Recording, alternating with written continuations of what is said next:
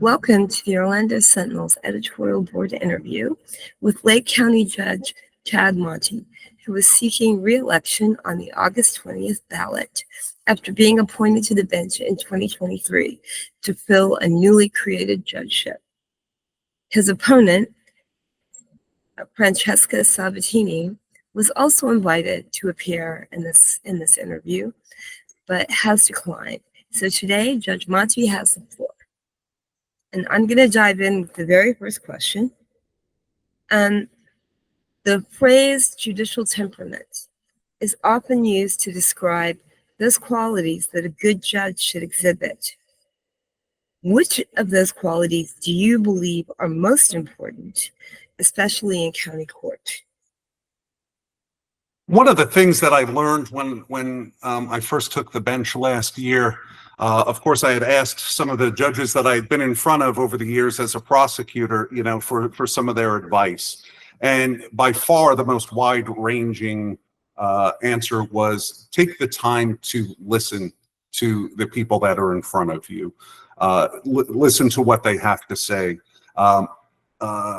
One of the judges told me that's why God gave everyone 2 ears and 1 mouth, because you should listen twice as much as you speak. So I certainly have taken that into account, especially with the assignment I have now.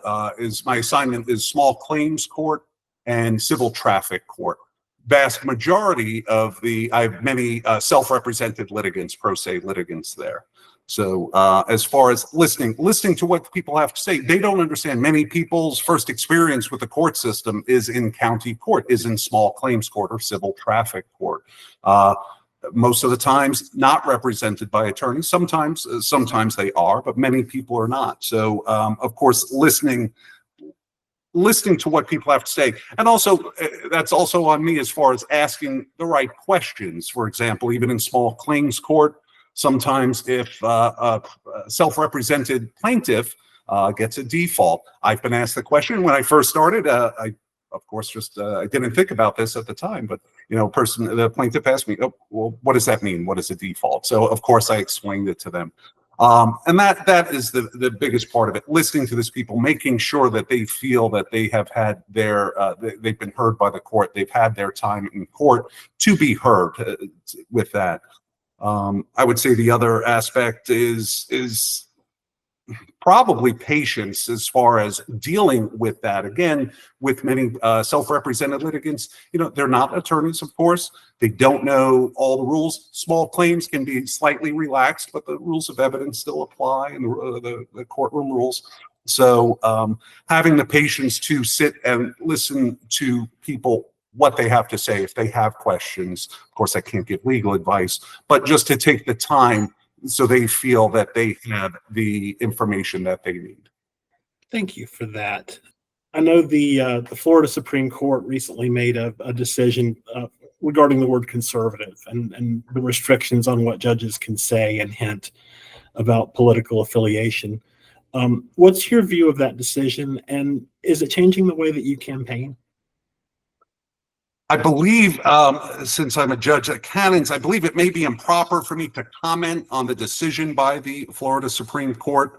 What I can say is this, however, it hasn't affected the way I'm presenting my campaign, the way I am campaigning. I believe my experience when people find out about that as an assistant state attorney, moving up through the ranks, starting out in county court, moving up to circuit court, misdemeanors, felonies, next promotion to as a docket manager. What that is, managing attorneys in front of a judge, and then also handling higher cases, 1020 life cases, more serious type cases.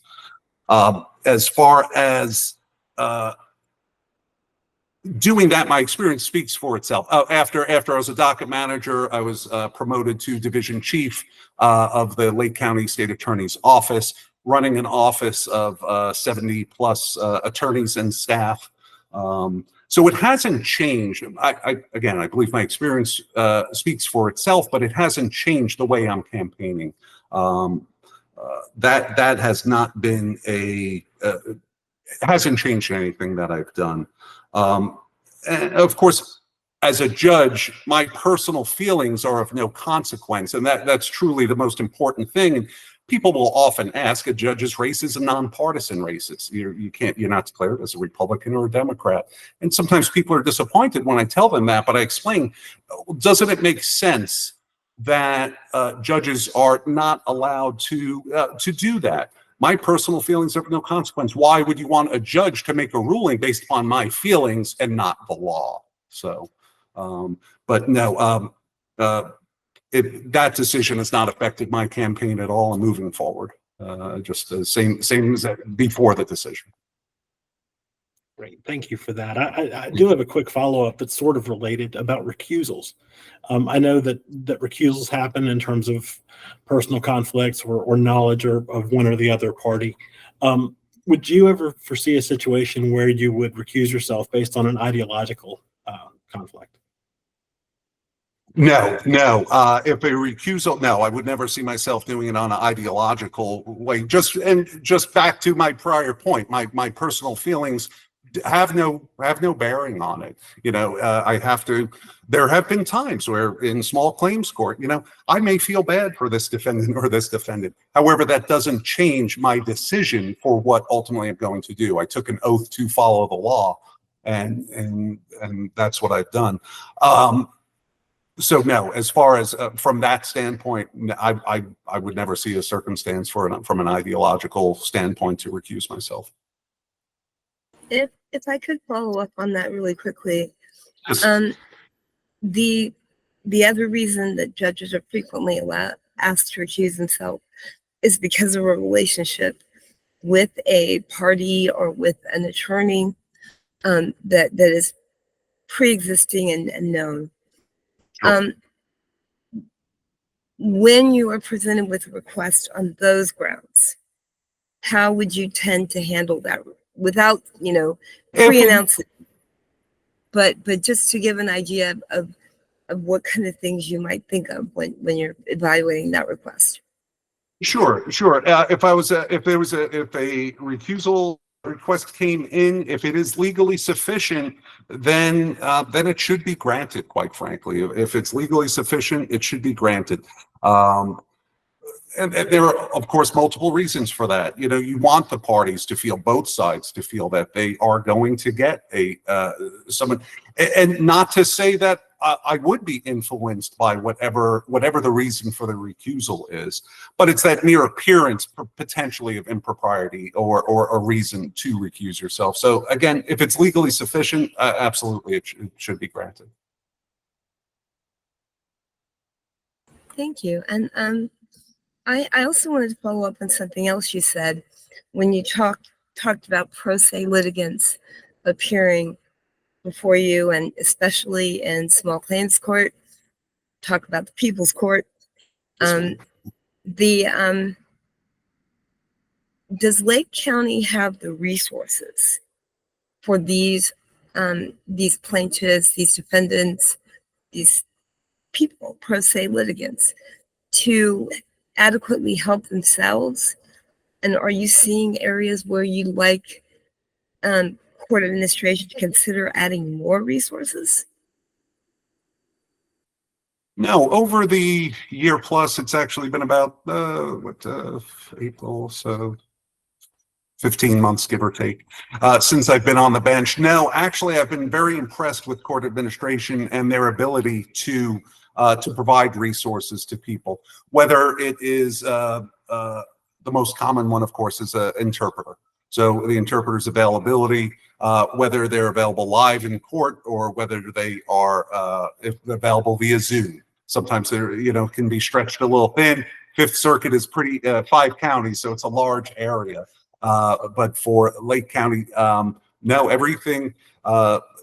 Interpreters have been great. I've even had cases where court admin has helped out with blind litigants who can't see, who are blind, who required American Sign Language. So I've had it all, whether in person or I do many things on Zoom.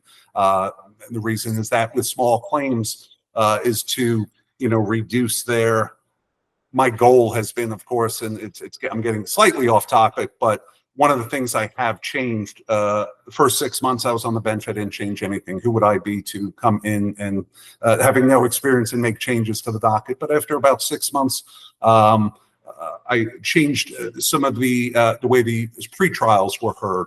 My goal was to, where people were coming in 2 or 3, sometimes 4 times, if not into court, but for Zoom, my goal was to, if they can come in one time, they come into the pretrial conference first. If the case settles that day, that is it for them. People are taking time off of work, other family obligations to be in court. So that has been a big goal of mine. But back a little bit more as far as the resources with court admin. Now they've been, actually, it's been outstanding. I've been able to, I have not had any litigants who were not able to get the help that they needed, so, or the assistance, the resources. Thank you. And Jay and I are kind of smiling because you're answering many of our questions before we ask them. Jay, did you have one that you wanted to ask? I guess I did want to ask you about your view of specialty courts, because are there untapped opportunities for specialty courts? I know, and you know there are several that are out there, but overall viewing operations, are there courts that you think should be added? Yes, and I have familiarity with the specialty courts from my time as an assistant state attorney. I was assigned to run the Veterans Treatment Court on behalf of the state attorney's office. That program actually was, quite frankly, one of I enjoyed doing this Veterans Treatment Court. The resources that were available for the veterans was outstanding. As a prosecutor, it was sort of nice to see some success stories here and there where people, you know, depending on if you have veterans, whether they were suffering from PTSD, substance abuse issues, mental health issues, any great variety of different issues that they needed some assistance for. And we had a wide range of different types of crimes, misdemeanors and felonies. But no, the Veterans Treatment Court really gave the right assistance to the people. And the key there was having the resources to help them.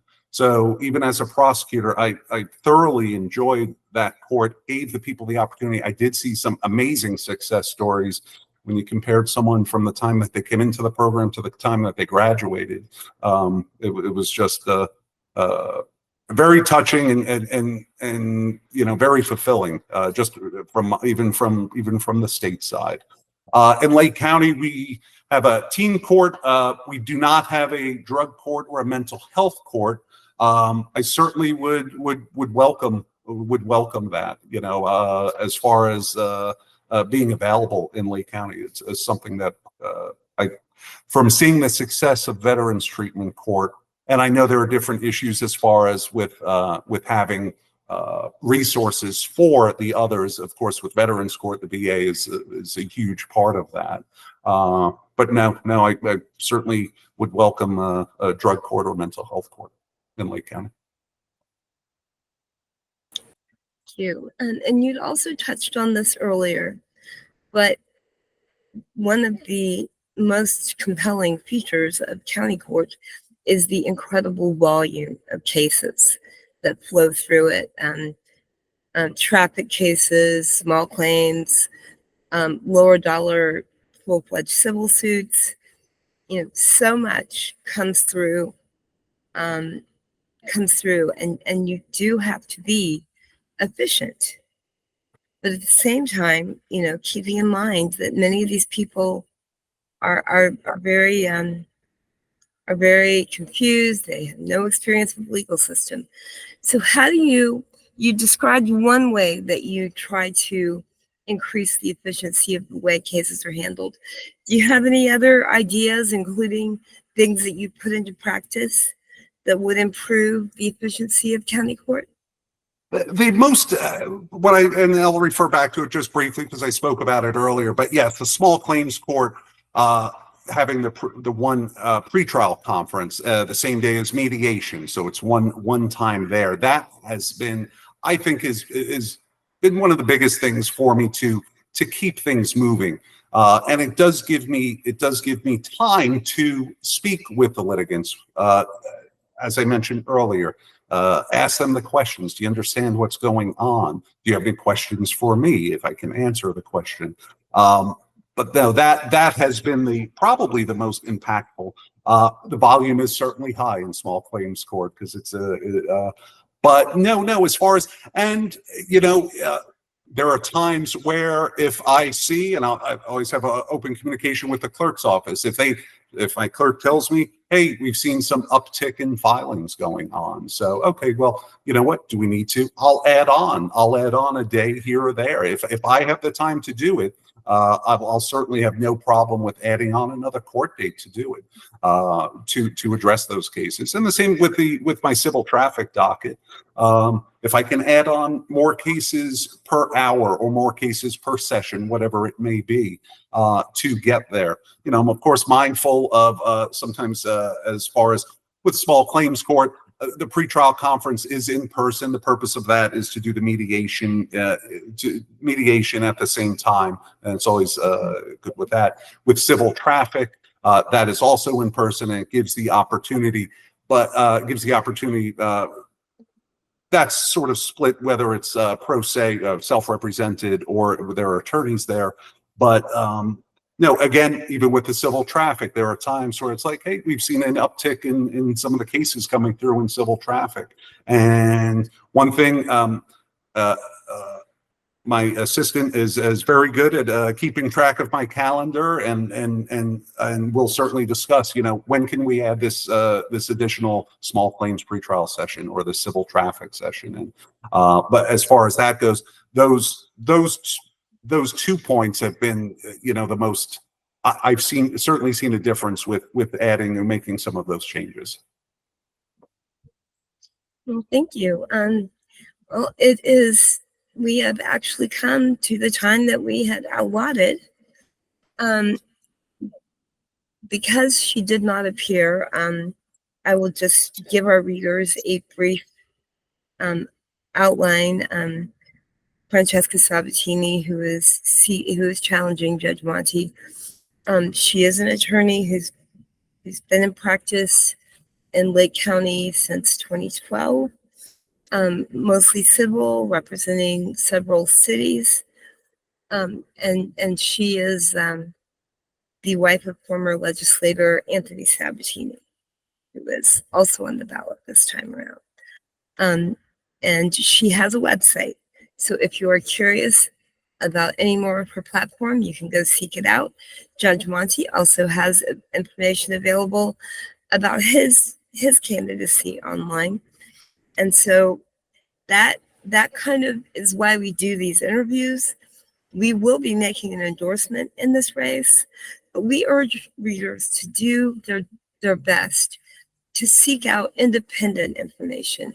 Look for forums, look for YouTube videos, social media, websites, news stories, of course, and just any way that you can find to get more information about these candidates so that you can choose the candidate that best represents your values and what you want to see in a judge for Lake County. And with that said, I would like to ask Judge Monty to give us a closing statement on why voters should keep him on the job. Thank you. First, I want to thank the Orlando Sentinel. Thank you both for giving me the opportunity to be here today. I was, of course, honored and humbled to have been appointed to the bench in March of 2023. My background experience prior to becoming an attorney was in business. Went to law school at the age of 35, I believe it is. With that, I began my career as a prosecutor at the state attorney's office in Lake County. I did work my way up through the ranks, as I mentioned briefly earlier, starting out as a county court prosecutor, felony docket manager, and then up to division chief running the Lake County office. Again, I was also had the privilege of running the Veterans Treatment Court which was a wonderful experience for me, and certainly eye-opening for me. Again, in my current role as a county court judge for Lake County, I preside over small claims and civil traffic. With that, the most important thing for me is focusing on fairness, efficiency, and the rule of law, following the law. I take an oath to follow the law, and that is certainly what I have done. I've been endorsed by Lake County Sheriff Peyton Grinnell, 5th Judicial Circuit State Attorney Bill Gladson, 5th Judicial Circuit Public Defender Mike Graves, as well as retired judges from Lake County, retired judges William Law, Mark Hill, and Terry Neal. And one of the things I'm most proud of is with the endorsements. Yes, I have the endorsement of the sheriff, who I was able to, I've worked with as a prosecutor and also as a judge. Of course, Bill Gladson, and also Mike Graves. Again, it's a nonpartisan race. To have the endorsement from a wide variety of people, including the judges, it's certainly humbling. The support has been humbling for me, and I'm very honored with that. I believe, or I know I am the best candidate to continue to serve and protect the citizens of Lake County, as well as the businesses, because of my qualifications. I believe my experience speaks for itself. And of course, my unwavering dedication to justice. I ask for everyone's support and vote on August 20th. Thank you very much.